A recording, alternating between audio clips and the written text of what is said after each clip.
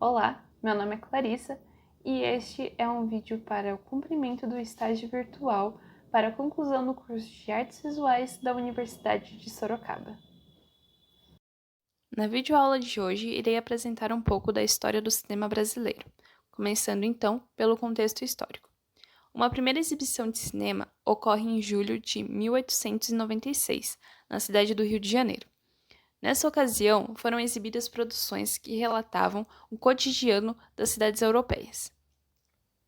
Depois da exibição dos filmes europeus no Rio de Janeiro, outro marco importante para a história do cinema brasileiro foram as gravações feitas pelos irmãos Pastial Afonso e Segreto. Os dois fizeram os primeiros registros de imagem em solo brasileiro, mais precisamente na Baía de Guanabara. Por conta disso, o dia dessas gravações foi declarada como Dia do Cinema Brasileiro, dia 19 de julho de 1898. A partir disso, inicia-se a estruturação do cinema nacional, e em 1908 é lançado o curta-metragem Os Estranguladores, de Francisco Marzullo e Antônio Leal. Após a Primeira Guerra Mundial, tem início um período de crise na história do cinema brasileiro.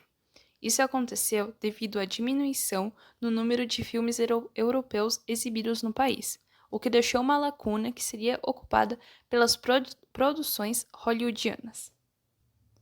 Entre os anos de 1930 e 1940 passa a serem divulgados os filmes norte-americanos no país. Essas produções ganham destaque no território nacional e também determinam a estrutura narrativa que o público irá se acostumar, que seria a narrativa linear, com início, meio e fim, e um final feliz.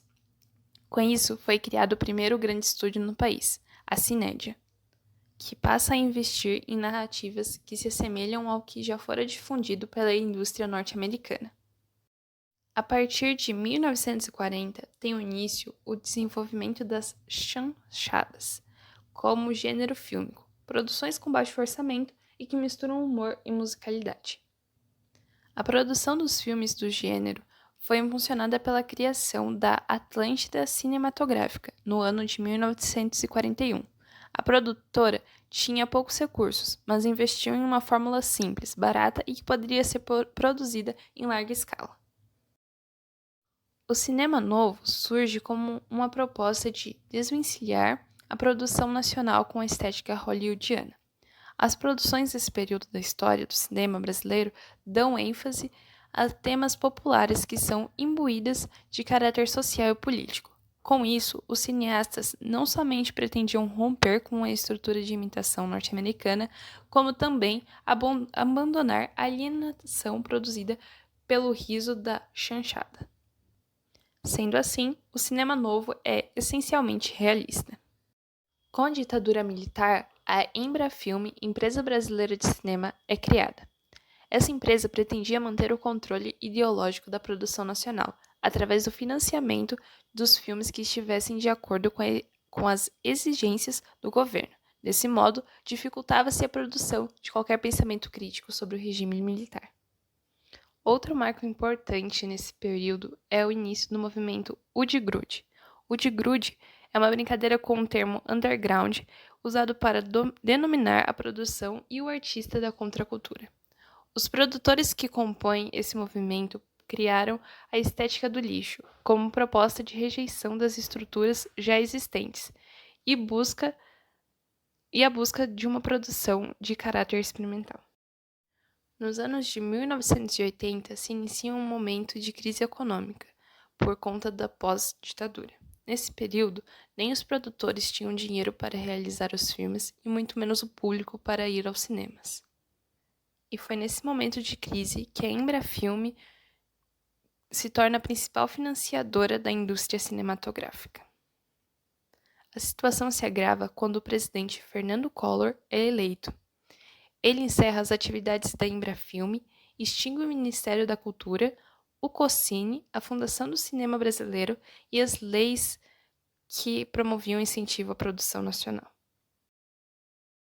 A história do cinema brasileiro começa a ganhar vida novamente com o impeachment de Collor. Nesse contexto, é publicada a Lei do Audiovisual no ano de 1993. Ela cria mecanismos para que haja um incentivo à produção do cinema brasileiro. O primeiro filme viabilizado com essa norma foi Carlota Joaquina, Princesa do Brasil, de Carla Camurati. Entre os anos de 1992 e 2003, a produção nacional ganha destaque em premiações importantes, como o Oscar. Entre eles estão O Quadrilho, de Fábio Barreto, O Que É Isso, Companheiro, de Bruno Barreto, e Central Brasil, de Walter Salles. Nesse período também tem destaque a criação e a expansão da Globo Filmes. Este período de pós-retomada se inicia a partir de 2003. As produções nacionais começam a ter grande repercussão, não só no Brasil, como também no mundo.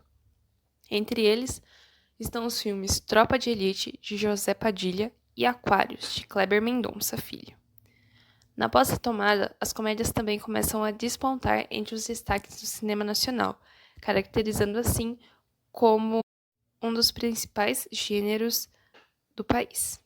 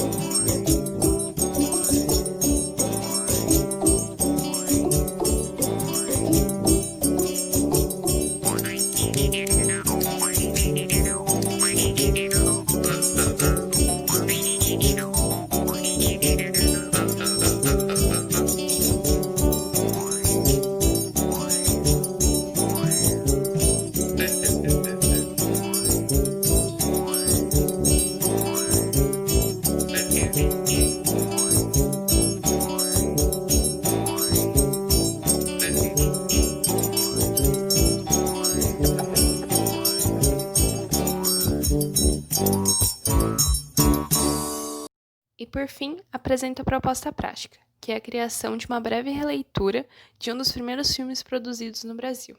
Essa releitura pode ser feita, por exemplo, em forma de trailer ou curta-metragem. Agradeço por terem assistido até aqui e até a próxima!